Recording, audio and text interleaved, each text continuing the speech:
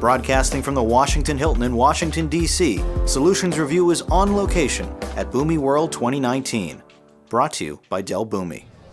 Hey, it's Doug Atkinson here at the community zone of Boomi World 19, and we are joined by the Senior Vice President for Products and Solutions at Boomi, and that's Ed Macosky. Ed, thanks for being here. Oh, thanks for having me. Appreciate it. Now, you have arrived here at this seat, but actually back at Boomi after an interesting journey that where you started at Boomi a while back. Quite a while back, and have subsequently moved to Oracle, and now you're back at Boomi. Tell me a little bit about that journey, and also what brought you back to Boomi. Yeah, I mean, this is awesome for me. This is actually my first Boomi World, so I've been back with Boomi for about 6 months. I joined back in 2003. I joined Boomi when we were about 10 employees at the time. We were a very small startup. We focused on-prem integration software where we did mostly B2B transactions, that sort of thing. We worked with third-party logistics companies. Then we decided, hey, why not take a shot at following the Salesforce wave and get into the SaaS business and look at a new way of doing integration. And so around 2005, we started building a new platform, and we coined the term iPaaS at the time. We worked with Gartner through that. It was an awesome ride. Through that journey, I ran most of our customer success teams, our professional services, support, etc. And then I moved into running engineering post-acquisition after we were acquired by Dell. I worked for Dell Boomi for about 4 years before I decided to join Oracle. The reason for doing that was, at the time I felt after an acquisition you get a lot of people who are moving around and looking at different things. I was just looking, what's the next thing for me? And there was an opportunity to at the time I felt do something bigger. Oracle had a PaaS strategy that I was attracted to joining, so I took an executive role working with Oracle and PaaS and Fusion middleware, release management, release engineering, and working in that department or that division. But then after a few years, I kept in touch with my Boomi friends. Boomi always was tugging at my heart, and I was watching them from afar, and I promised Chris McNabb when I was leaving, when I was looking at new opportunities, that I'd be his first phone call. So I honored that after about 4.5 years, called Chris, and things just seemed to align. I think it's fascinating that you went from such a intimate perspective early, and now you've come back to a company that's very different, but also is doing very different things. Yes.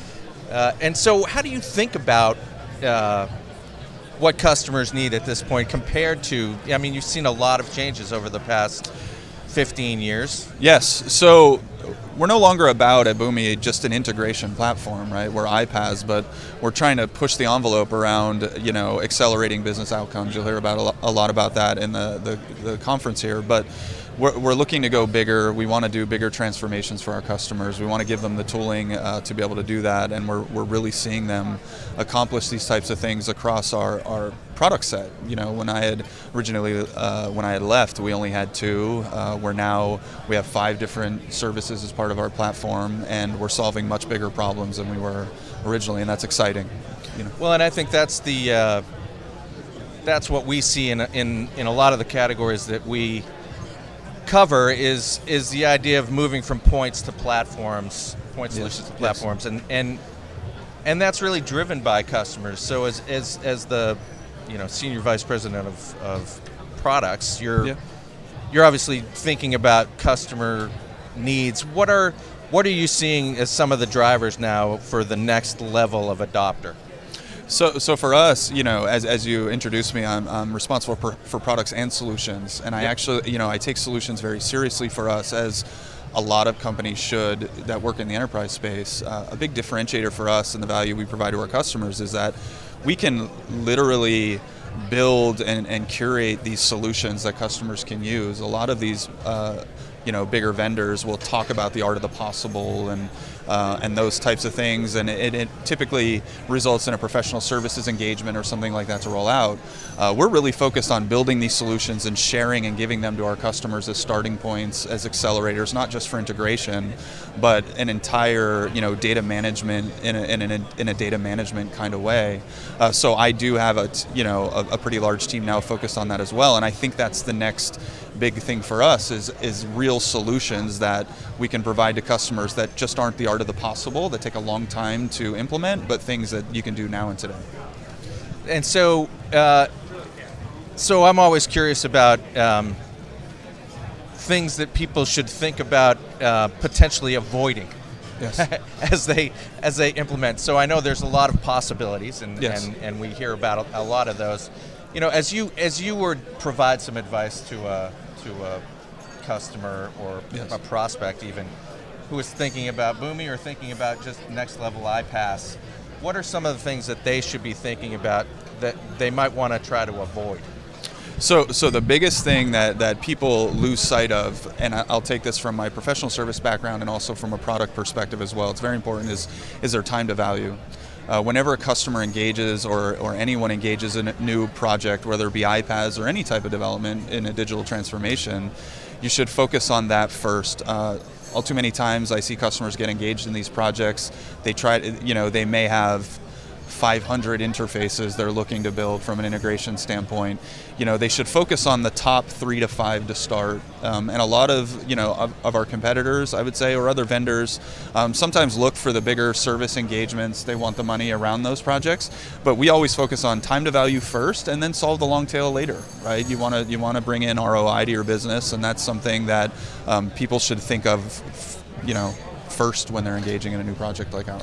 So as you're looking out into 2020, you just arrived. I'm sure your whiteboard is full. Yes. How are you thinking about some of the trends looking forward? So for us, it's about continuing to invest in the platform, and I'm not just that I know that's a trendy thing to say nowadays, but we want to make things very seamless for customers to use and actually continue to facilitate a better time to value anywhere we can. And from a unified perspective, the more we can provide integration between our services, make that a seamless experience, continue to think about low code in a large enterprise or no code, and how we can help them. Those are the things that I'm looking at over the next year and a half to make sure we're solving for our customers. And so time to value in no code and low code, I think, is interesting. Is that do you see that as a real pivotal feature benefit for Boomi and just in general for a customer? Yeah, absolutely. Traditionally, enterprise, integration solutions are frameworks where you're coding integrations, right? It's always been Boomi's value in being able to develop something very quickly in a low or no code environment. But at the same time, I don't want people to have misconceptions about that. We are also focused on extensibility, allowing you to code things to augment the low or no code things that you're doing and bring those into the platform as well and manage those. So yes, it's not just in the integration space. We're seeing a trend across the entire IT landscape around this low code, no code type. And is that extending now to folks that might not typically be involved in integration process decision making? I mean, is that kind of ease of or speed to value ease with no code, low code? Are you seeing others now becoming involved as opposed to just the technical end of the customer? Yeah.